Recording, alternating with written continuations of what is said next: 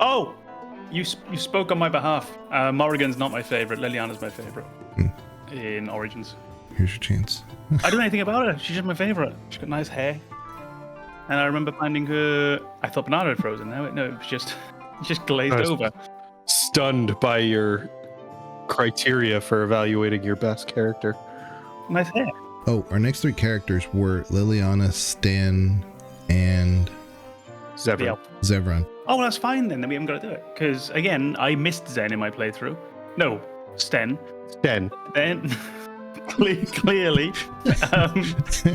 Oh, yeah, Sven. I also missed Zen in my playthrough, because that's not a character. You missing Zen in your playthrough means you were just raging at the game. And then there's the Rock Man that I don't remember. Shale. Rock Woman. Is it really? Well, she's voiced by a woman. Well, I remember the Rocks then.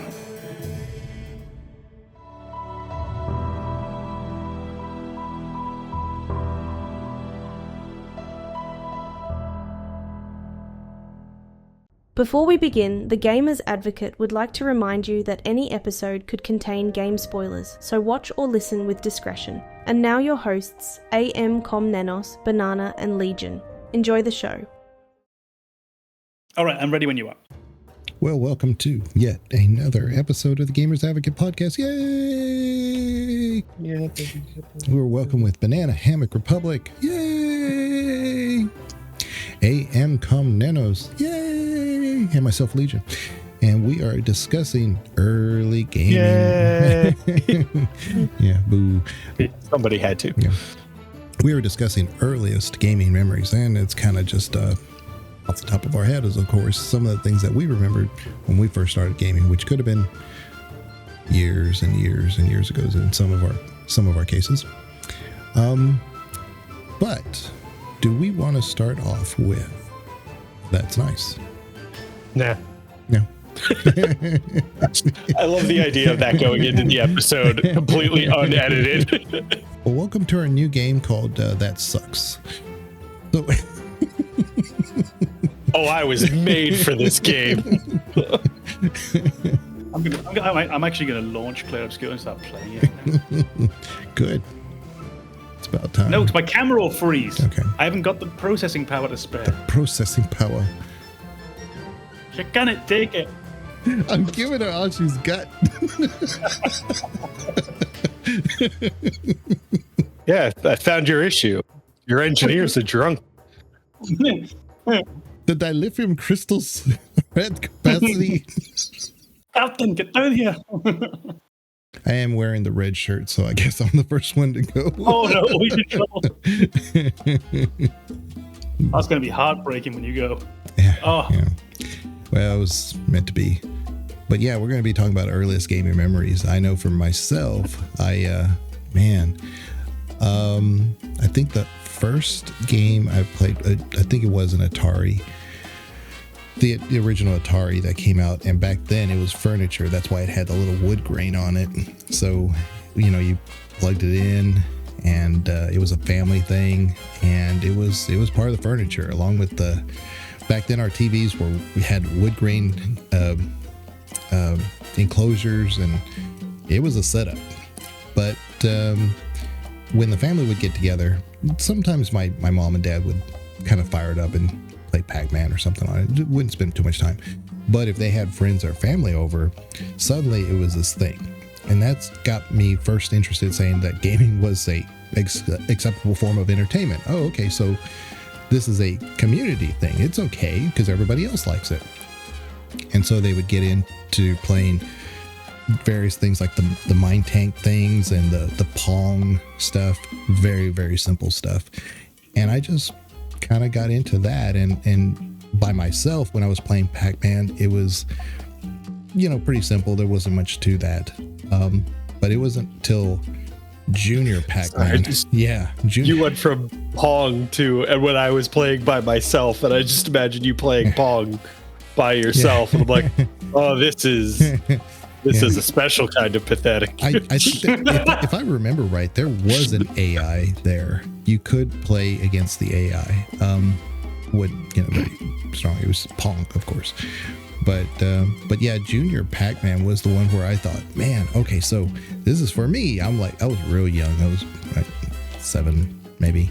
And I thought, oh, this is for me. It's Junior Pac-Man. That game was the hardest game of all time, I swear, because the screen scrolls. You can't see the entire screen.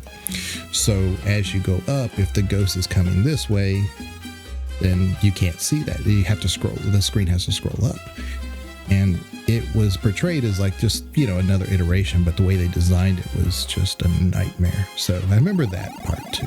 But yeah, what are you guys, some of your early gaming memories? Yeah, my very earliest, I think, is actually not real because it doesn't make sense. So my very first gaming memory is sitting with my brother playing a ZX Spectrum and playing, I think the game would have been like a sports one. I think there was a horse racing one called The Sport of Kings. I believe it was that. And we were sitting in the attic in my parents' house just playing the ZX Spectrum. But my parents' house has an attic, but it doesn't have any power. So I've got no idea if that memory is real. No idea. I presume at some point I was in the attic. I presume at some point we played a Spectrum, and somewhere they've been mashed together to form this new hybrid memory, which is entirely deceptive. But that's my very earliest, but the earliest that I can remember that is definitely real is a game that I've never heard of since. And this has happened a few times with very, very old games. I remember some classic game titles, things like The Amazon Queen, things like The Dig, Beneath a Steel Sky. But there's a handful of games that I can't remember at all. And I remember playing, it was a Pirates-themed text adventure game. So it would have been similar to sort of Sid Meier's Pirates. And you had to just sort of go from port to port, you had to trade goods, and you would have these pirate fights. And I remember there was a ranking of sort of like the top 10 or 20 pirates, and I think Blackbeard was normally at the top. And you had to try and level up your character to the point that you could try and defeat these pirates. And I can remember that being the very first game that I can remember playing. I've just got no idea what that game is, and I've looked for it online. I've never found it. I've found Sid Meier's Pirates. I've found, I think, Tides Away or something like that. Quite a few very similar ones. Probably but a it's shareware. It may well have been a shareware game. It may well have been. But I don't think I had access to the internet at the time, so I don't know. There's too many doubts there. But that is the first game that I can remember actually playing by myself, sort of for myself, and it being my first true gaming memory. For me, my first gaming memory is a game called Gorilla, which I believe was a DOS game, and it's kind of the precursor to Worms. You essentially played as a gorilla, and opposite you is another gorilla, and you are on a skyline of buildings. So it's kind of like a randomly generated terrain of various buildings of different heights, and you have to launch an exploding banana at the opposing gorilla and take them out. And I think if I remember, you had to enter like the angle of the launch and the amount of power you wanted to put into it, and then target the other one. And I definitely remember playing that with my older brother, and like we had to get our dad to actually launch the game because we didn't understand how to do things on DOS at that point. I remember playing that game, and I was terrible. And I'm 3 years younger than my brother, so like I think he really enjoyed it because he just got to kick the crap out of me at the game every time. But I definitely remember playing that game and having fond memories of that experience. And that was, I guess that's what got me into gaming, is gorilla and throwing exploding bananas at other gorillas. I have also played Gorillas. I can't remember with whom. I can't remember if. I think it had to be 2-player if I remember correctly. So I probably did play with my brother, but I have definitely played Gorilla. Then at that point, you knew how powerful a banana could be, and you chose to. God, there's so much banana lore in this. There's the engineering. It really is. Oh my days. I'm a very complex man. Yeah, so many layers. Well, No. Layer. bananas have a layer. How many layer? So many layer. I have two very, very strong memories of my introduction to RPGs. When I was 10, I had a Tandy, which is kind of like a PC back then. And the Mickey's Space Adventure came out in 1985. And I got it when it was pretty much new. My mom got that for me. And I was shocked that she got that for me. It was an educational based system. So I was surprised that I got that. I was like, oh, okay, this is cool. And it had a cassette recorder that you put the game on there. And so it was kind of like just a image that would pop up and then the text would be below it. Simple stuff. But I mean, back then it wasn't floppy media. This was before floppy. It was just on a cassette recorder. And so it also played the audio. So there was that. It was really, really cool. And so it was my first introduction to RPGs was that game. Because like I said, I was 10, 1985. Everything was new to me at that point. Then other text-based games came out, things like Zork and stuff. So that I was like, I went from hearing everything and knowing everything to having to read everything. I was like, it seemed like we're going the opposite direction now. Right?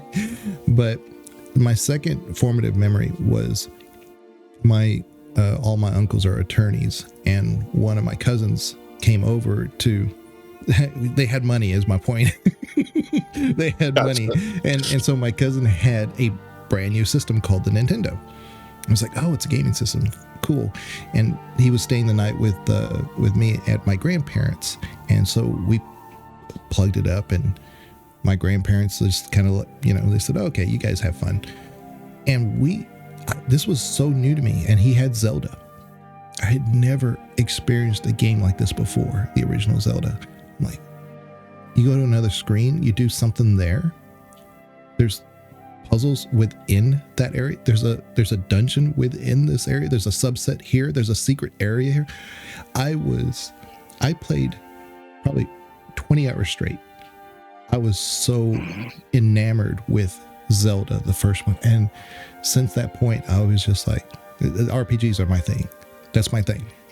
And so that was my formative memory for those two. And that's why, for me, even now, RPGs are my main headcanon of gaming, and where I took that. I think I probably have something very similar. Like, one of the earliest memories I have is another game that I don't know the name of. I don't know even what system it was on, because I think it was at my cousin's house. And all I remember is it would have been like 1992, 1993. So it's the very sort of pixely world map art. It was some world where you were moving your character around through, I think, a castle at the beginning, and then you were outside in those way too bright green fields. And I just remember there were snake enemies, and they looked a little bit like pitfall snakes, like the one coil, and then there's the head. And it's really simple, really pixel. I remember playing that and thinking, this is the coolest thing. Final Fantasy. And then, I think when I was 8 or 9, I got Final Fantasy VII on the PlayStation. I don't think I got it with the PlayStation. I think my brother had got a PlayStation before. And then at some point, I really wanted Final Fantasy VII. And that was the first game that I really remember finishing. Other games before that, I don't remember finishing Pitfall. I don't remember finishing any of the management games. I don't remember finishing anything before. But I can remember finishing Final Fantasy VII.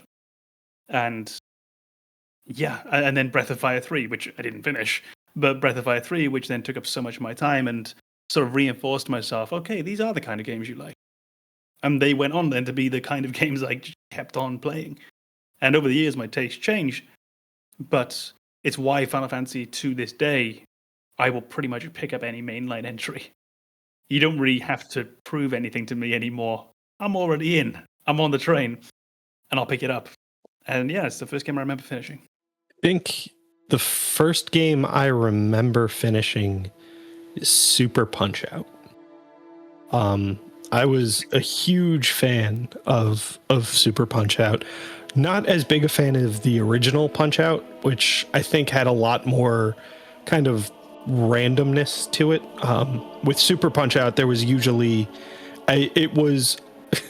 I might be giving it way too much credit. It was kind of the precursor to the Dark Souls mechanic, where bosses in Dark Souls have a set of attack patterns. So they'll usually give you a tell, and then the follow-up attack you can identify based on that tell. Super Punch-Out had the same thing. Your opponents had a specific tell before a specific type of punch, and you had to react appropriately. So you might have to dodge towards the punch, you might have to dodge away from it, you might have to duck, or you might just have to block.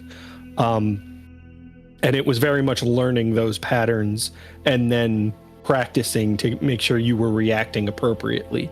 And as you got through each of the ranks and finished the championship in each of those and then progressed to the next one, it got more and more challenging. But I definitely remember just really loving that system, loving the idea of like not really treating what is essentially a fight as this like, or I guess more treating it as this analytical exercise. Like, all right, what is the strategy I want to employ, or like, how do I think about these events? And I just got so sucked into that game. And I think around that era, I was also playing like the Mario games. So I imagine I probably finished those around the same time. But Super Punch-Out was definitely one of those that stood out in my memory as like, I remember being very proud of beating that game because of the challenge. And Mario, I definitely beat at some point, but it doesn't stick out in my memory as much of the, that sense of pride of getting to the end of Mario. I just remember like, yeah, you're supposed to. Whereas Super Punch-Out felt like, yeah, no, you might not. It gets pretty hard. Yeah, Nintendo had the advantage of a lot of their arcade games presented very similarly to their NES games. So it was very easy to go to the NES and say, I feel like I'm at the arcade now, because it had that visceral experience.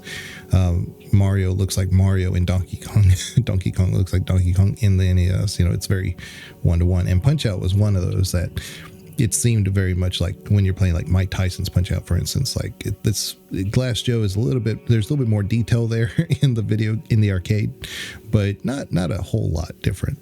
But yeah, I didn't really think of associating the tells of Punch-Out or with the Souls mechanics, but that actually makes 100% sense. Imagine like Melania in the Mike Tyson voice. I'm the blade of Mikula. Motherfucker. Oh no. There's only a small number of stories you can tell, and they've all been written already, and essentially all we're doing now is rewriting them and coming up with new ways. There's not many game mechanics we haven't already done. They've all been there pretty much since the start. We just do them in different ways now. And you can probably find in almost every game you play, if you are willing to just let the imagination do some work, you can probably find an analog for that game going way back 20, 30 years quite comfortably. I wanted to draw us into a different set of games which may bring up the early memories for you, like they did for me, which is games that would have come with operating systems. So I was thinking of like start menu games that you'd have got on Windows, and the ones that came to mind were Ski Free, which I believe came on every Windows computer, or if not everyone, then with a lot of them at the very least, part of one of their entertainment packs.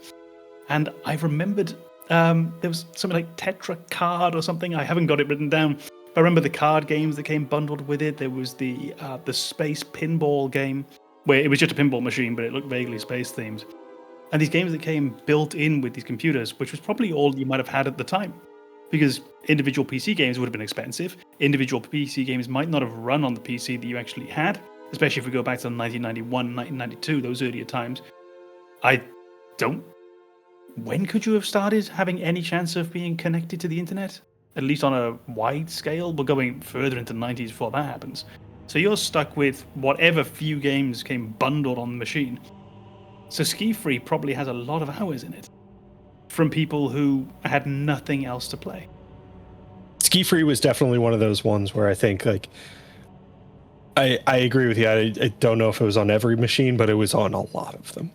And for that reason, I think people who got into gaming around that time all have that kind of shared memory of experiencing that game, and then the realization that the Yeti exists. You're like, what is that? I thought I was just having a happy little fun time skiing. There's a monster. Killed very me. fast Yeti. Very fast. Who doesn't take long to start appearing either. You only He get really 2 doesn't. minutes. Yeah. But yeah, that was definitely an interesting one. And I think you're right. When we got to the dawn of the internet in gaming, things really changed. I guess like you were saying, there are always those elements that you can trace back even further. But the internet really opened up that experience. And I think it also contributed to that same idea of the shared experience, where everybody was kind of seeing things around the same time and having very similar experience. And it also gave them this platform to share their experiences, because gaming forums started to become a thing and chat rooms would pop up about the games that you were playing. So I think that was definitely an interesting time for gamers to see that new technology kind of lending itself to their hobby. So yeah, that was definitely an interesting one. And I also think that was a really interesting time as far as the challenge of games and what developers could do, because now there's this whole new resource out there for effectively trying to navigate a game, instead of, talking to however many friends you have who also own this game. You're talking to a much wider group of people who are specifically discussing this game. And now we can all talk about, how did you beat this boss, or how did you find this item in the game? And so now you have internet walkthroughs becoming a thing, and games like Zelda 2 become playable instead of the impossible to navigate thing that they were, where you had to just invest a ton of hours until you stumbled onto the right block in the forest and you suddenly meet Bagu and you're like, oh, okay, now I can progress. So that was definitely an interesting time for gaming. Well, there's definitely the time where internet was fairly rampant, and then there was the other time where you used the internet for gaming. So in the United States, we had like the late 80s, early 90s, AOL just was giving away CDs, and you could do a free trial for 30 days or whatever. But it wasn't for gaming. We used it for like internet relay chats, things like that. Nothing really that tied those two things together. And it really wasn't, for me, at least my perspective, I could have this all wrong, but it wasn't really until games like World of Warcraft came out that people really started, and maybe even EverQuest, that really people started investing in, like, I need a better connection now, so that way I can use the internet for gaming. Because you could still do EverQuest technically.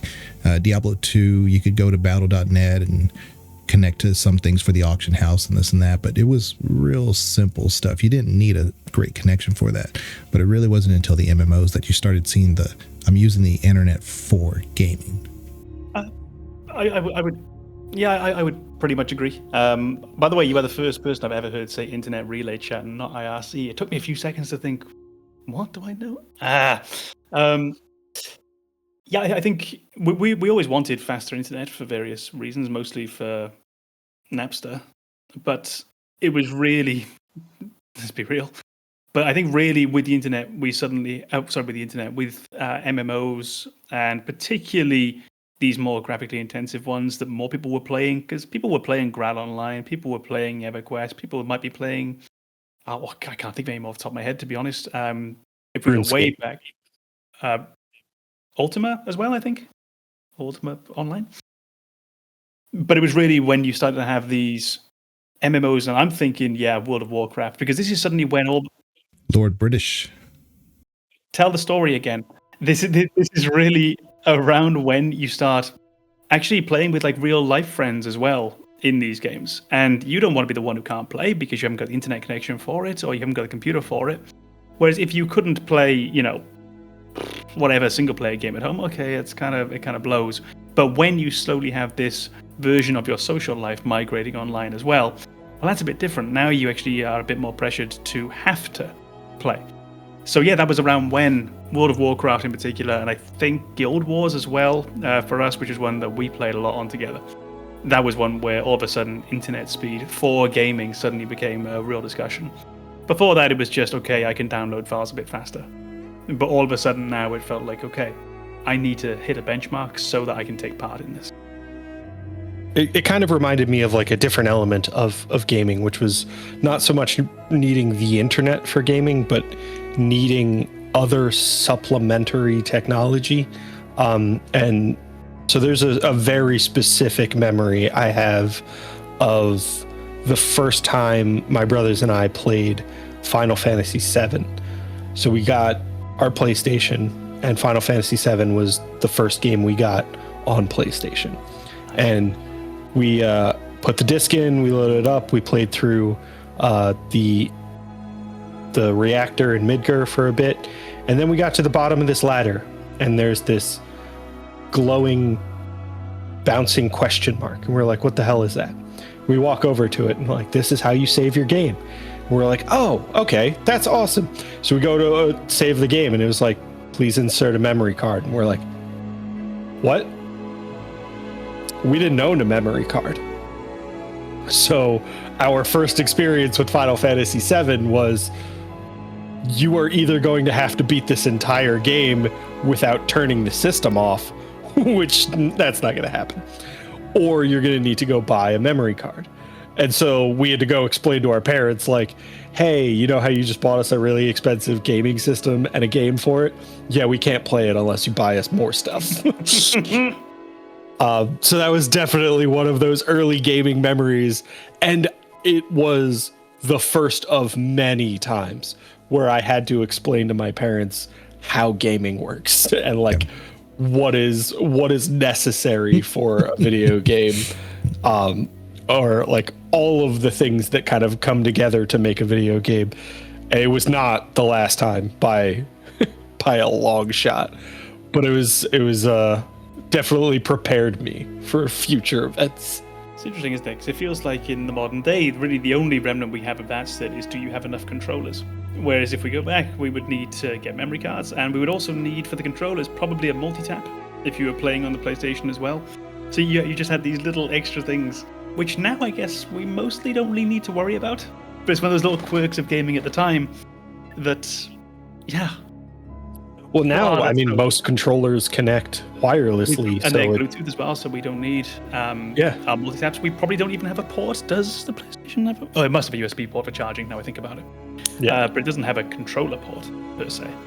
Yeah, it has a universal port, which is... That's different.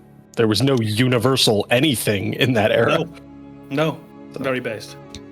So your parents didn't say, how come you can't just put a battery on your game disc and on your CD? Yeah. On your like they did in Zelda.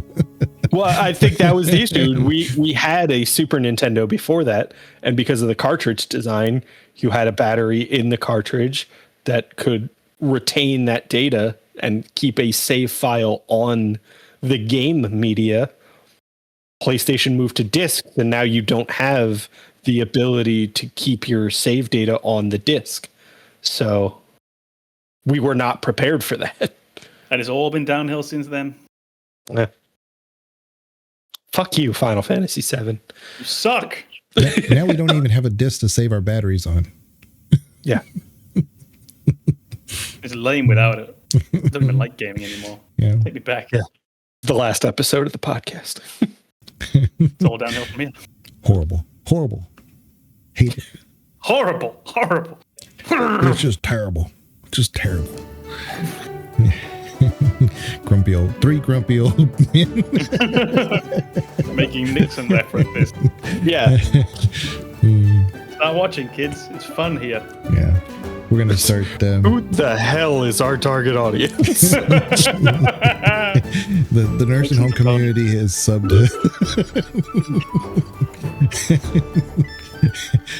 Who put on the podcast. What's a podcast? What?